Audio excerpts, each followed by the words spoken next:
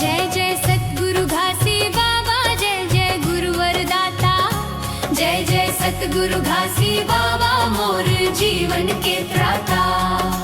सत्य ध्वजा लहराय बाबा, मया बरसावन हारा। जय जय सतगुरु घासी बाबा, तय हस मोर तरन हारा।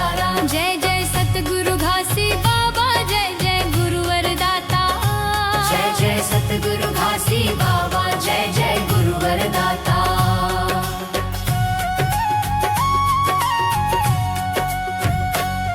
अंजोर भर दे अंत समा, मिटा दे भरम अंधेरा।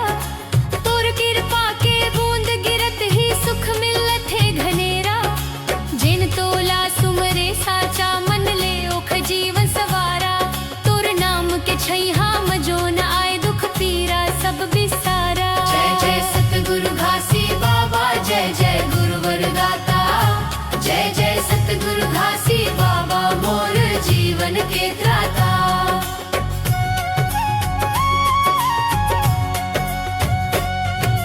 भेदभाव के दीवार गिरा के एक संग बैठाए। मानवता के गाथा गा के नई दुनिया बनाए। गरीब दुखिया के रखवार सहारा बन के आथे। टूटत हिम्मत जोड़े बर आस के दीप जलाथे। जय जय सतगुरु घासी बाबा, जय जय गुरुवर दाता। जय जय सतगुरु घासी बाबा, मोर जीवन के त्राता।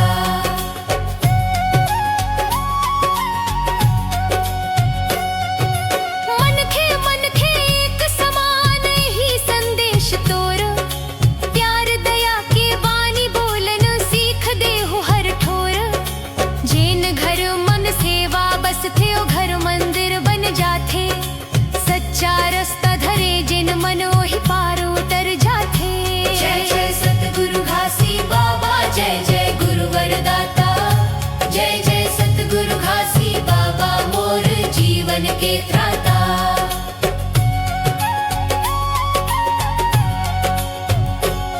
हे दयामय सतपुरुष मोर, थाम ले मोर हाथ।